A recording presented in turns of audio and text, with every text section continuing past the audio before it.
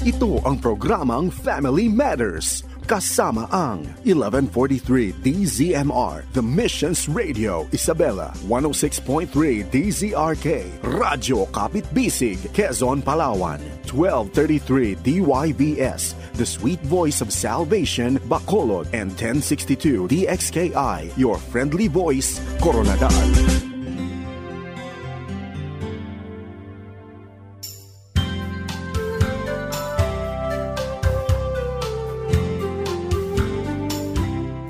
Magandang umaga po mga kaagapay and happy New Year! Yay! Magandang babae at lalaki po sa inyong lahat. Happy and a blessed, successful, joyful, significant 2022. Yes! Ano po mga kaagapay, ito po, masyado kami na-excite ni Ate Abilene. Nakalimutan namin magpakilala. Ito po si Ate Isa Tika. At syempre, ang inyong Wednesday, Abilene Garcia. Magandang babae ka, Isa. Grabe, bagong pahina na to. Bagong pahina na. At kung ikaw ay nagsusulat ng cheque mo, alalahanin mo, hindi na 21, 22 na. I know, di ba? First few weeks nagkakamali pa talaga tayo pag nagsusulat tayo no? Ako as a teacher, yan, yung date ng mga lessons ng mga estudyante ko.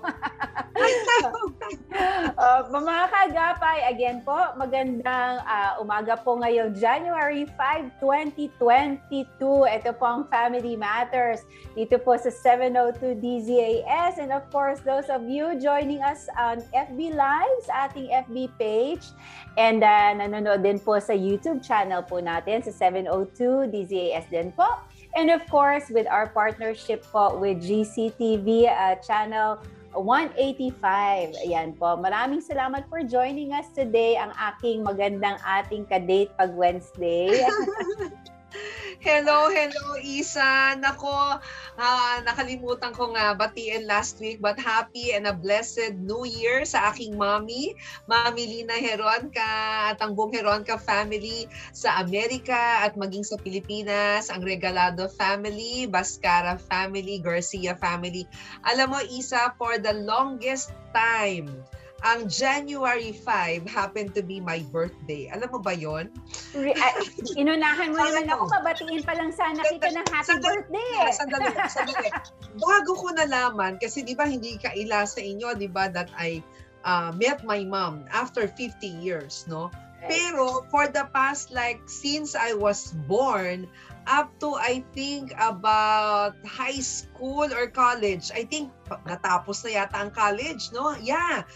Alam niyo bang sineselebrate ko ang birthday ko ng January 5? Kasi wala akong birth certificate. So parang, nung tinatanong, anong birthday mo? Anong birthday niya? Kasi syempre, di ba, may foster parents ako, no? Parang mga January yan mga first week of January. January 5. So yung mga record ko sa school, sige na nga, January 5 na, birthday niya. So for the longest time, ang sineselebrate ko, January 5 until I got the NSO. Oh, I see. Na January 10 pala. Yes. Actually, alam mo, Te, yung aking son, si Charlie, my adopted son, for tatlo ang birthday din yan So, tatlo ang birthday niyan until nung mapunta na siya sa amin, na we finally got yung kanyang PSA na tayo ngayon, PSA birth certificate. Pero dahil nasanay siya dun sa unang dalawa, madalas tatanungin niya pa ako, Ma, ano nga po ba yung birthday ko? Happy birthday, ate. And I pray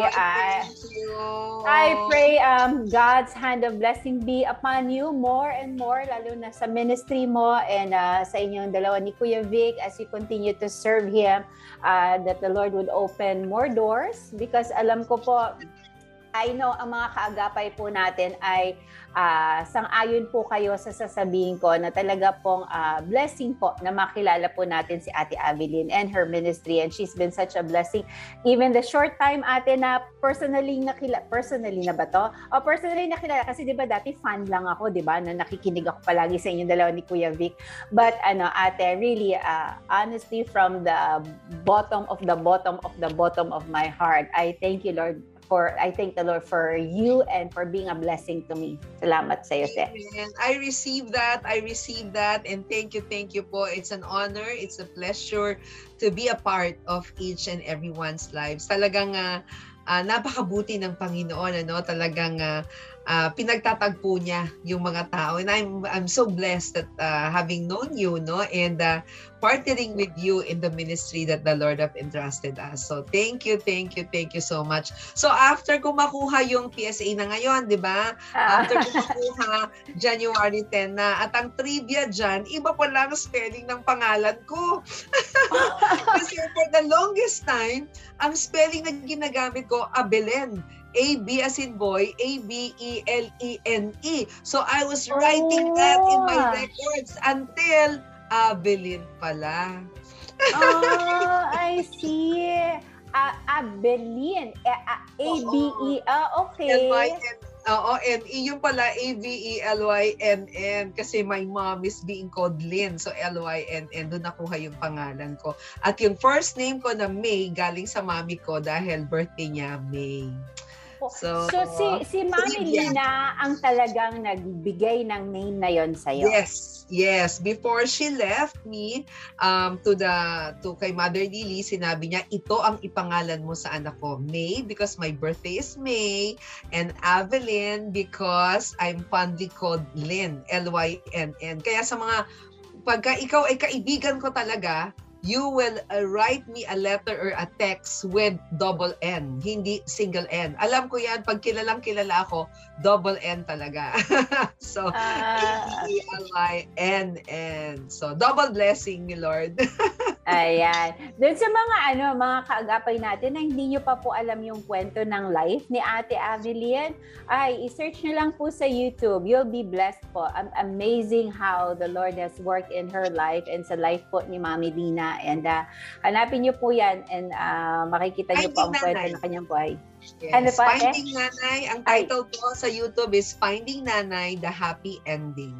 Ayan. So, yes. Okay, Bible verse tayo, Isa. Okay, sige po. Sa ating mga kagapay na nanonood at nakikinig po ngayon, ito po ay part 2 na po ng ating discussion na napakagandang discussion na sinimulan natin last week. Ang tungkol about having a successful and more joyful, significant 2022. So, ang verse po natin ngayong umagang ito ay matatagpuan po sa Isaiah 43 verses 18 to 19. Babasahin ko po ang Tagalog version po mula po sa Magandang Balita Biblia. Sabi po dito, ilibing mo sa limot at huwag mo nang alalahanin pa ang mga nangyari noong unang panahon. Masdan mo, ako ay gagawa ng isang bagong bagay.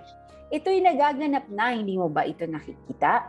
Gagawa ako ng isang daanan sa gitna ng disyerto at magkakaroon ng ilog sa lugar na ito. Yan. Wow! Ang sarap-sarap naman, Isaiah 43:18 to 19, NIV version. Forget the former things. Do not dwell on the past. See, I'm doing a new thing. Now it springs up. Do you not perceive it? I'm making a way in the wilderness and streams in the wasteland. Wow. Napakagandang paalala po sa atin not to despise, no? Of course, yung bagong beginning, but of course, pakalimutan daw, forget the former and do not dwell on the past. Huwag na tayong balik-balikan pa yung lalo na pasakit ng nakalipas. And nagulat ako nung kanina binabasa ko yung verse na yun, no? Napakaganda kasi niisip mo, paano ba naman magkakaroon ng streams sa desert, sa wilderness. But ganyan kabuti si God na kahit nasa wilderness ka ng buhay mo, ay magdadala siya ng stream ng tubig just to refresh us and to affirm us na hindi niya po tayo iniiwan. Yan, praise God sa verse natin ngayong umagang ito. Alright, Yes. ate. At meron tayong diniscuss since kahapon tuloy. Last week, diniscuss natin since last week. Of course, discuss po natin yung New Year. Paano ba tayo magkakaroon ng New Year na how to have a more successful, joyful, and significant New Year. Okay, Te. So, mag-recap tayo nung kung anong ibig sabihin ng ating NEW, di ba? Kasi yun yung diniscuss natin nung isang linggo. Simulan ko na, ate. Doon tayo nagtagal sa letter N kasi napakahalaga talaga nun No? Parang more than kalahati atin ng episode natin last week, nasa letter N lang tayo. But ang letter N po, mga kagapay, if you missed it last week, ang letter N po natin is never forget to give thanks. Yan ang letter N natin. Yes, pasalamat ka sa lahat na nangyari sa taong 2021. Nabanggit ko that grateful people are happy people, and the more things you are grateful for, the happier you will be. And of course, nabanggit lang natin, very, very short recap lang, magpasalamat sa magagandang nangyari, sa pangit na nangyari, hindi nangyari, sa mga taong mabuti kay Isa, mabuti sa'yo, hindi mabuti sa'yo, or sa mga bagay na ginawa at hindi ginawa ng Diyos. Okay, letter E. Letter E po natin is ensure to remember. But what do we remember, ate? Yes, alalahanin natin ang mga tinuro ng 2021. Diba? You couldn't erase the past. You couldn't even change it. But you can learn from it. Diba? The future belongs. Kanino yon? To those who will learn from the past. So, kung anong mga natutunan natin yun, let us live brilliantly in the present moment. Bit-bit natin, isulat natin. Sabi ko yung mga mali, wag na natin ulitin. Yung tama, pwedeng ulit-ulitin at mas pagandahin. Okay, Right. W po is watch and believe. Diyan tayo nagtapos last week.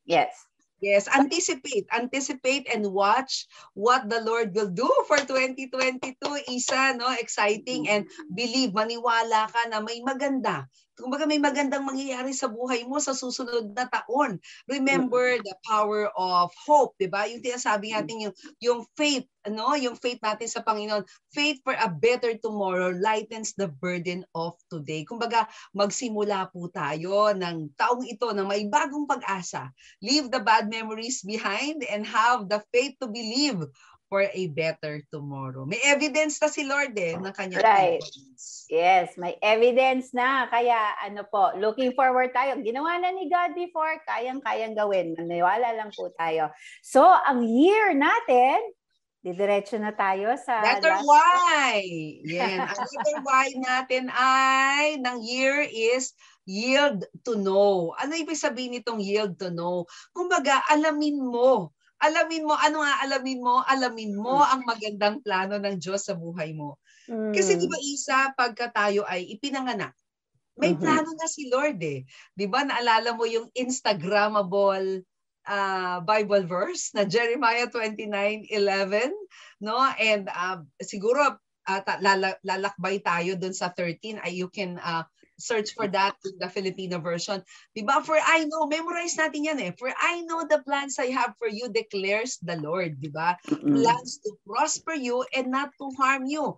Plans to give you hope and the future. Siguro magandang basahin mo sa Filipino version. Eto, teka. Give me, ano ba to? Bakit ko ayaw mo? Mali pala spelling ko.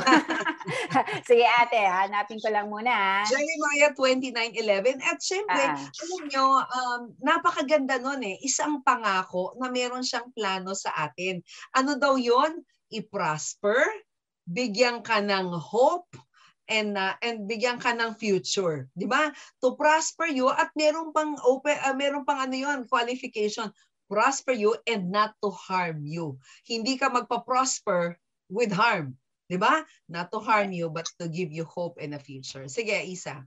Eto, sa magandang balita, gusto mo ba mag-start ako sa 11 lang. 29:11 muna. 29:11. Okay, ang sabi po dito sa Tagalog, sapagkat batid kong lubos ang mga plano ko para sa inyo. Mga planong hindi nyo ikakasama, kundi para sa inyo ikabubuti. Ito'y mga planong nagdudulot sa inyo ng kinabukasang punong-puno ng pag-asa. Amen! Amen! At syempre, pag nararanasan, pag nabigyan ka ng pangako, ano ang nangyayari sa atin? Di ba confident tayo? Di ba yung mga bata, di ba, meron kang pinangako, pagka good boy ka, I'm going to give this to you, ganito, ganyan. Si Lord nga, hindi eh. Unconditional yung love niya, walang condition, di ba? Binigay niya ang buhay sa atin, di ba? Pero sa totoo lang, may general and specific plans ang Diyos sa buhay natin. General, ito yung para sa lahat. Di ba? Salvation, para sa lahat yan. No, na binigay niya yung bugtong na anak niya para sa atin. Pero, malalaman mo paano naman yung specific plan. Ano ba yung specific plan? Ito yung, sino mapapangasawa mo? Saan ka magtatrabaho? Di ba? Specific ito. No? Kumbaga, how will you know that? Doon po yung nakasulat sa verse 12. Di ba? Paano mo makukuha yung specific plan of God? Then you will call on me and come and pray to me and I will listen to you. Ano sabi sa 13? Tutuloy ko. You will seek me and find me when you seek me with all your heart. Yes. So dapat sa bagong taon, alamin mo ano sa Filipino version yan, Sister Isa. Yung verse 13, favorite ko yan, te. Pero mag-start ako sa 12, sabi dito sa 12, kung maganap na ito, kayo'y tatawag, lalapit at dadalangin sa akin at diringgin ko kayo. Kapag hinahanap ninyo ako, ako'y inyong matatagpuan. Kung buong puso ninyo akong hahanapin. Amen. Alam nyo, this year of 2022, my prayer for each one of you is that you will be able to know. That's why, paano ka magkakaroon ng mas magandang bagong taon? Yield to know. Know the plans of God for you. Huwag kang makontento ng gigising ka ng walang purpose ang Diyos sa buhay mo. Diba? And you can do that when you call on Him. You can do that when you seek Him and find Him. Diba? And you can do that when you seek Him and find Him with all your heart. Right, right.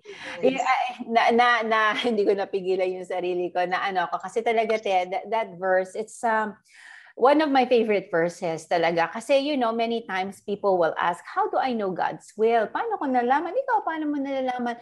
But alam mo, ang Panginoon, God is not a cruel God. What did He say? If you seek me with all your heart, you will find me. Hindi siya yung magtatago, pahihirapan pa tayo. Although sometimes hindi talaga clear because meron siyang proseso eh.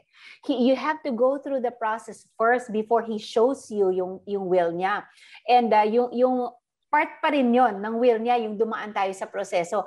Pero pag hinanap po natin siya, mga kapatid, mga kaagapay, hindi po siya magtatago. Papakita po ng Panginoon. Yes, grabe yung verse na yon.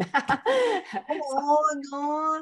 And siguro a part of yielding to know is paano?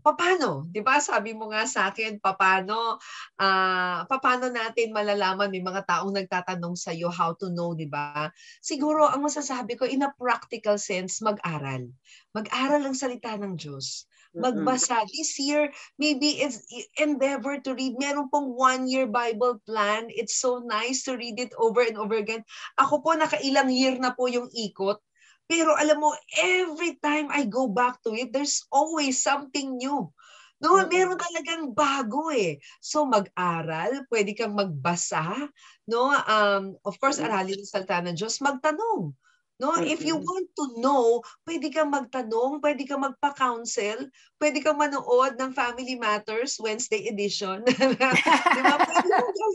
Pwede mo, di ba? Pwede kang tumingin ng mga YouTube channel na merong significance, di ba? Pero ang pinakamaganda talaga na gagawin mo if you want to yield to know is alamin ang turo ng Diyos. Diba? Sabi ni Joshua 1 verse 8, keep this book of law always on your lips. Meditate on it what? Day and night. Para ano daw? So that you may be careful to do everything written in it. Then, you will be prosperous and successful. Ayan na yung recipe, Isa. Yeah, Yan na yun. Yan na yun diba? Gagawin mo lang, then you will be successful. Nung bata ako, natawa ako kanina kasi sabi mo nga, 'di ba, yung specific na mga will katulad ng pag-aasawa. So 'di ba?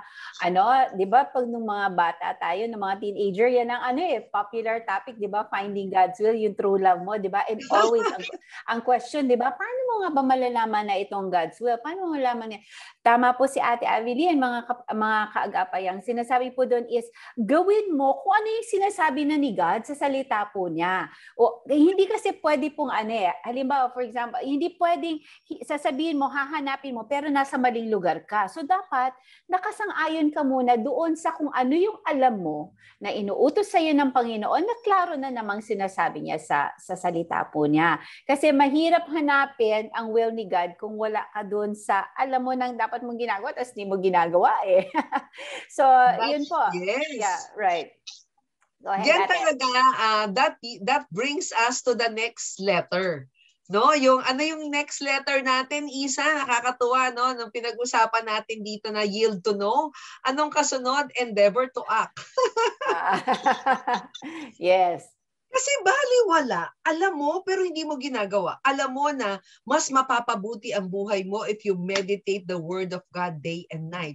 Alam mo na mas mapapabuti ang buhay mo kung magpapa-counsel ka. May problema kayong mag-asawa. Alam mo mapapabuti ang buhay mo. Pero alam mo lang. Kaya nga ayokong huminto. Gusto mo magkaroon ng mas magandang New Year? Huwag kang huminto doon sa yield to know. Letter E ng, tama ba spelling ko, ng New Year? Letter E, tama ba? Yes, Endeavor to act. Gawin mo.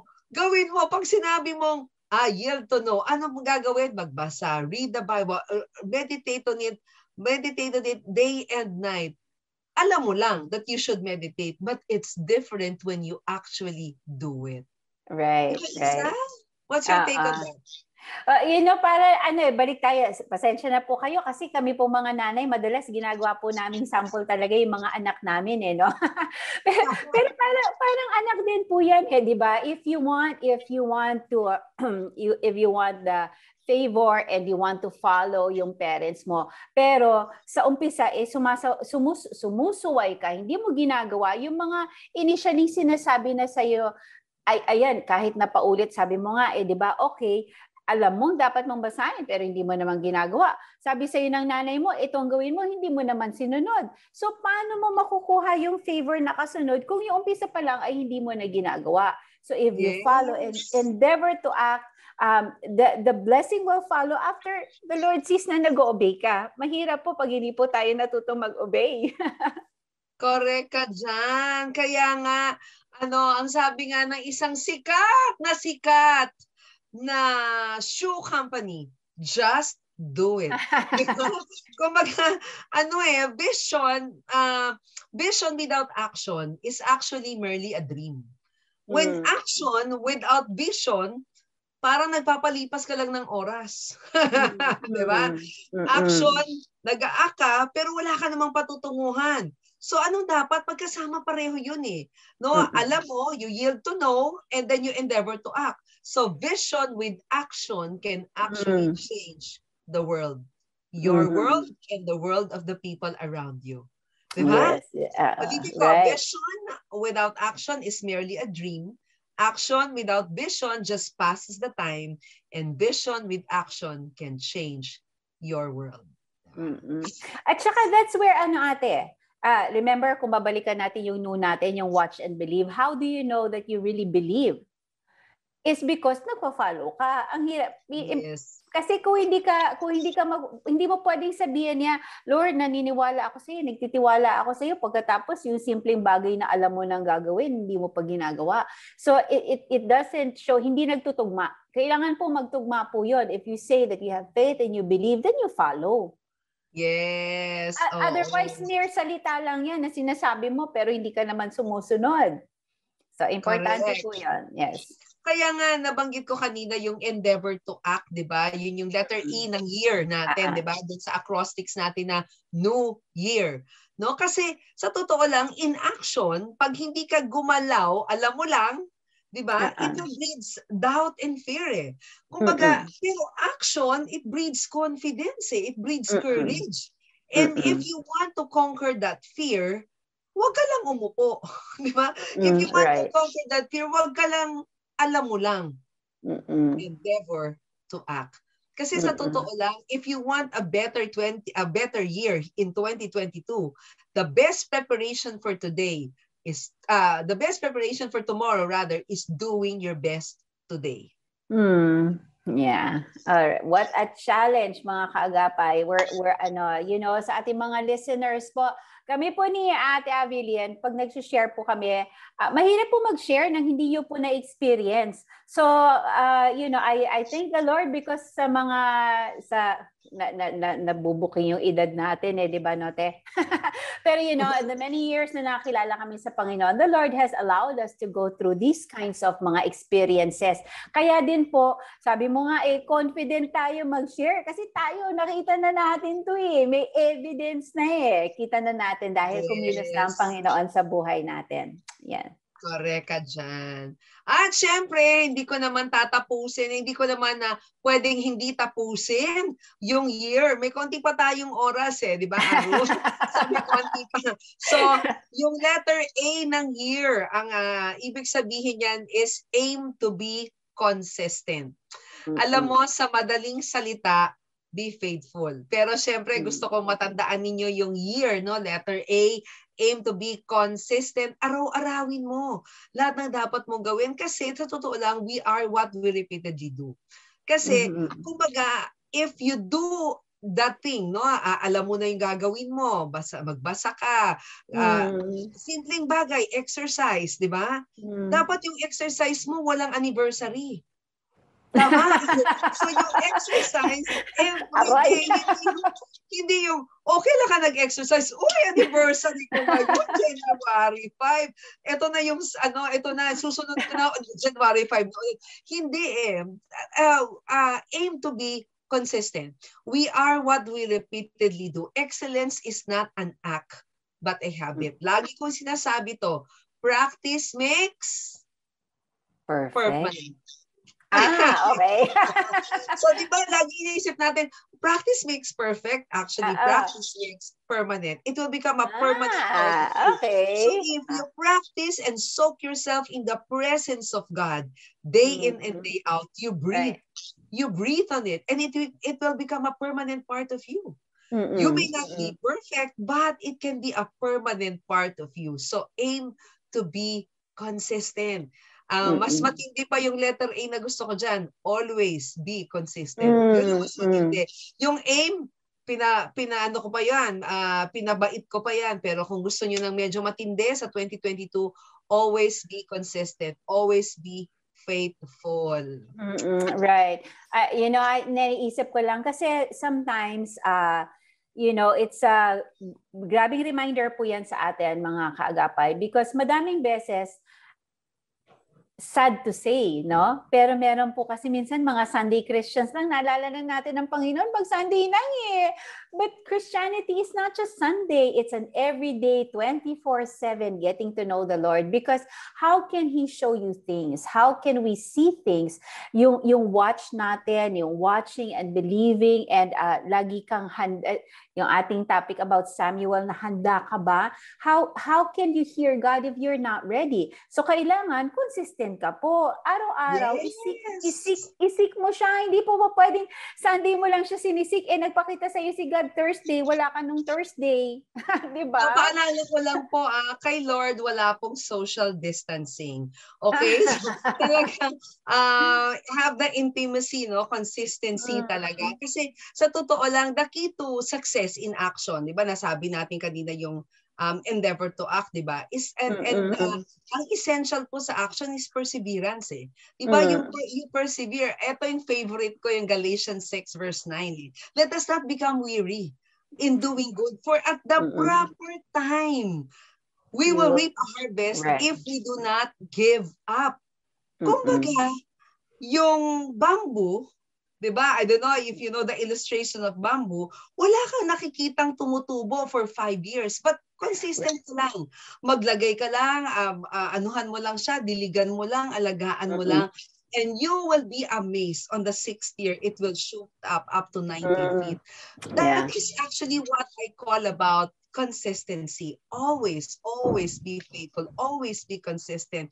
Kung hindi pa kaya, aim to be consistent. But I hope you will graduate to always be consistent. Yeah. It's hard pero walang imposible kasi hindi naman i-require ng Panginoon di ba? But biyaya, but with God's grace, you can be consistent in seeking the Lord. Yeah. Yes, and if you want to have a toned muscle, no? Like I actually lift weights, and every time I do that, if I do it sporadically, ay ang saya-saya, ang sakit. 'Di ba? Parang teka muna, sandali, parang for example, nag-exercise ka ngayon, 'di ba? Tapos sasabihin mo, ay nako, ang sakit-sakit, you rest. Hindi po The more that you exercise that, the more it will become toned. Ganun din po ang faith. You can actually, you can exercise faith by using it day in and day out. You have to breathe. Kailangan talaga ihinga mo. Yun, and always be consistent, hindi lang po sa, alam mo, nag-intermittent fasting kasi ako, Isa, so that's actually my thing, So I only eat twice, as much as possible. Pero sabi ng kaibigan ko, uy, naka-intermittent fasting din ako. Sabi ko, talaga? Oo, kasi study shows that is very healthy. Sabi ko, talaga? Paano? Sabi niya, yun nga yung intermittent fasting ko, intermittent din. Okay, Dapat kung ikaw nag-i-intermittent, dapat consistent yung intermittent fasting mo. Ganon din sa buhay, di ba? Kung gusto mong magkaroon ka ng ipon, for example, di consistent ka. Ito, may bibilin lang ako, Isa. I don't know if you've heard of this. A lot of people wanted to be blessed. But remember this. So, di ba? What you sow, you will reap. You have heard of that, di ba? Right. Sow sparingly, and you will reap sparingly. Right. Sow bountifully, and you will reap bountifully. Sow consistently, and you will reap consistently. Ganda ang naman tanong, yan. alin sa tatlo ang gusto mo? Sparingly, bountifully, or consistently? Wow. It's a challenge. Yeah. You know, yung consistente. Si Pastor James na nag-IF din yan. Ako hindi pa niya nako-convince, hindi ko kaya, ang hirap Pero si Pastor James, for almost 2 years na rin, nag-IF siya. But merong mga, so he tries to be as consistent as possible. Pero hindi ba po ate, I don't know if you've experienced this, merong mga times before na kapag pumalya siya, ang pangit din ng effect sa katawan niya. Bigla niyang nararamdaman, nakakaramdam siya ng pain, yung sa tiyan niya, yung digestive system niya, nag-adjust na naman. So pag nag-start na naman siya, panibago na naman, parang kinakrank mo na naman, di ba? Pero yung pag nagtuloy-tuloy siya, ang smooth niya hindi siya talagang dahil nga nasanay na nga yung katawan mo, no? So you know, with getting to know God and wanting to know Him, para din pag New Year sabi mo nga kanina ang dami nating mga listahan, di ba? Yung mga New Year's resolution natin, ito yung consistent na naman tayo sa devotion natin, tapos after 2 weeks, 1 month, wala na naman.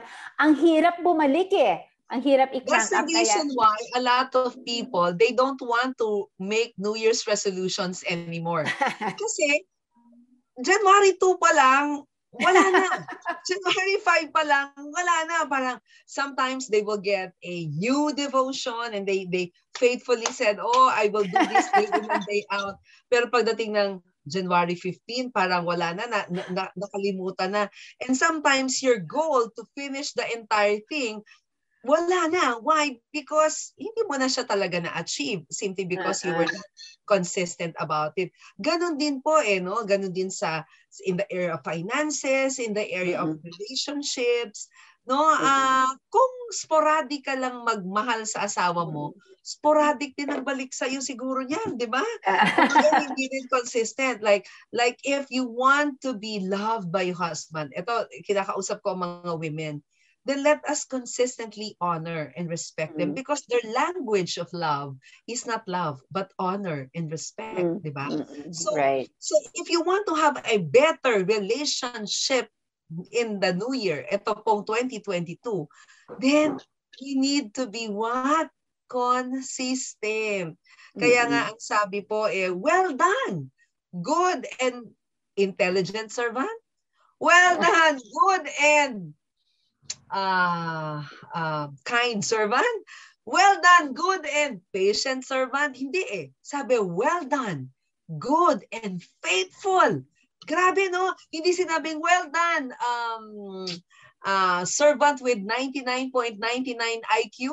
Hindi. Sabi, well done, good and faithful servant. Yung bang day in and day out, maaasahan ka dahil ikaw ay faithful. So if you're faithful, you will see, it will impact the way you see your year, your 2022. Amen. Praise God.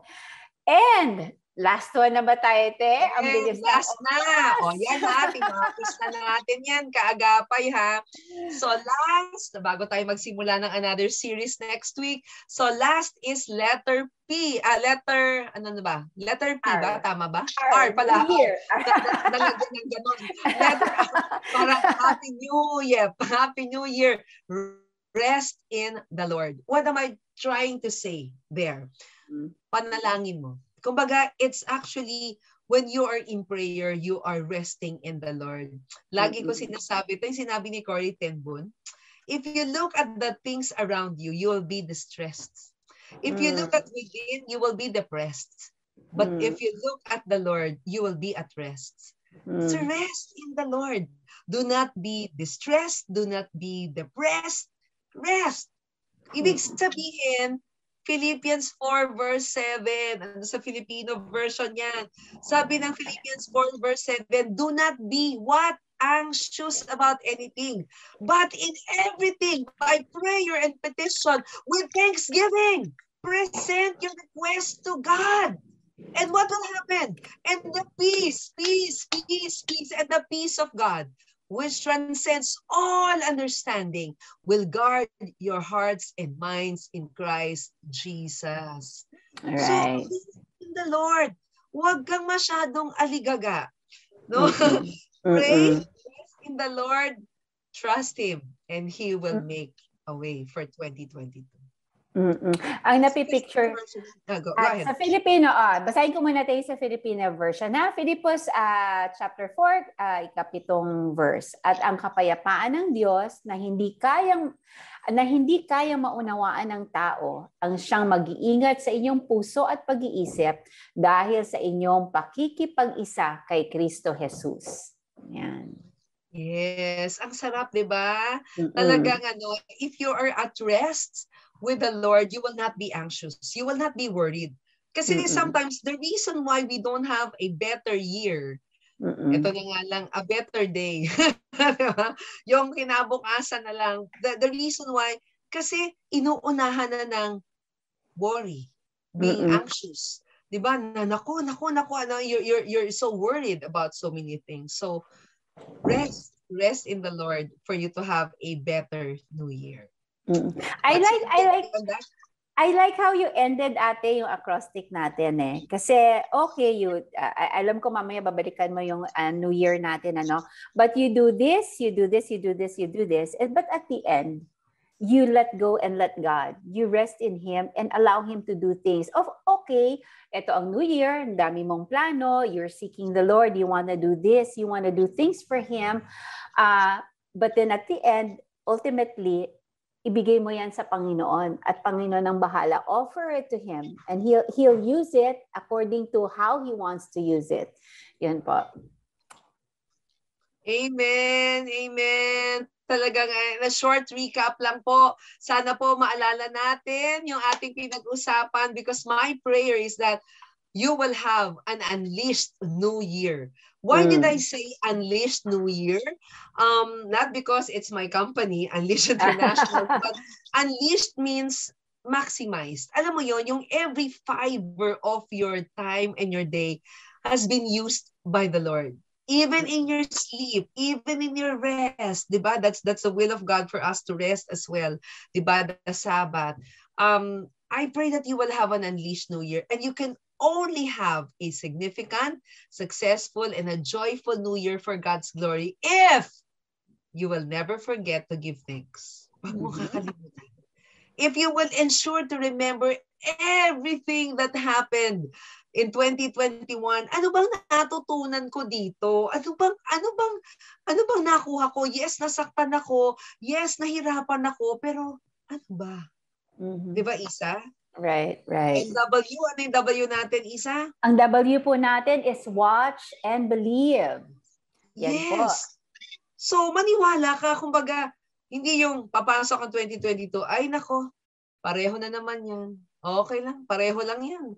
Ganun lang yan, nangyari na yan last year, uulit lang yan. Ganito. No, don't settle for something less.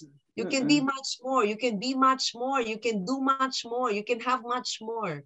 All for the glory of God. So watch the hand of God and believe. Letter Y, Isa natin. Letter Y is, yes, ang letter Y po natin is yield to know the Lord more, desire to know Him more, and that's the only way that He can show you His plan is if you seek Him. My favorite verse. Yes, di ba? Talagang yield to learn. Wag nating lagyan ng listahan yung sarili natin on our own that this is actually what I want and approve it, Lord God. Hindi. But instead, may we be aligned to His perfect will in our lives. Letter E, Isa? Letter E is endeavor to act. Don't just know it, but lagyan mo po ng action. Dare to follow Christ. Obey po tayo. Pakitaan po natin ang gawa. Just do it.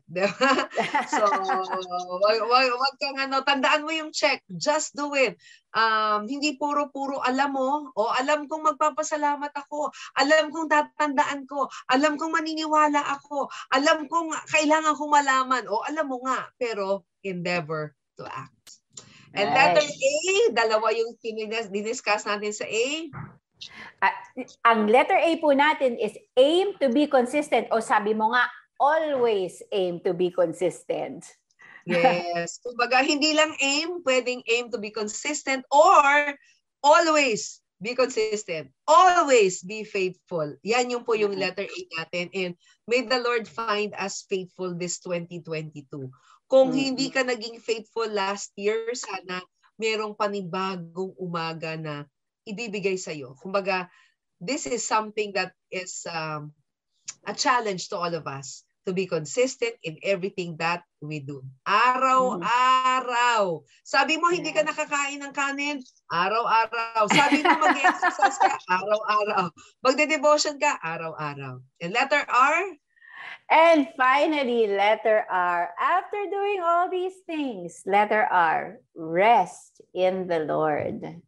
Yes. Parang napagod, nagpahinga na bigla. Rest in the Lord and do not be anxious about anything this 2022. But trust in the Lord, diba? Trust Him. In everything, with thanksgiving and prayer, I want you to present all your requests to God. And definitely, yung promise sa atin ng Lord, yung kapayapaan niya, no? Yung talagang kakaibang kapayapaan will guard your hearts and your minds in Christ Jesus. Amen. So, New Year! Happy New Year! Ang ating first Wednesday of the year. Ang prayer po namin talaga, mga kaagapay, is always, na we are a blessing at matulungan namin kayo. Ang goal po natin is mapalapit po lahat tayo sa Panginoon, to get to know Him, and not just know Him through salvation, but to get to really have a deep relationship sa Panginoon. Pag kami po dito ay nagbo-broadcast ni Ate Avelina and yung ating other programs po dito sa DZAS, makikita nyo po, masaya po kami, no? Hindi lang po ito show. It's not just a show. Talaga po, the joy that the Lord has given us in our daily lives. Ang prayer namin is, hindi lang po amin ito, kundi ma-experience niyo po ng totoo po ang joy na nararamdaman po namin. Yan, ate, may dadagdag ka pa ba dyan? Yes, Isa, di ba? Talagang rest in the Lord. Present our request to God, and the peace of God, which transcends all understanding, will guard our hearts and our minds in Christ Jesus. So have a blessed and unleashed New Year! Yes, and ate, of course, sisimulan natin, although hindi na simula kasi January 5 na, no? Pero please po ate, panalangin natin ang ating mga kaagapay that they would unleash the blessing ng Panginoon talaga this year. Ate, pray na po tayo. Aking Ama, maraming salamat po sa panibagong taon. Maraming salamat aming Ama, at kailanman hindi mo kami pinabayaan.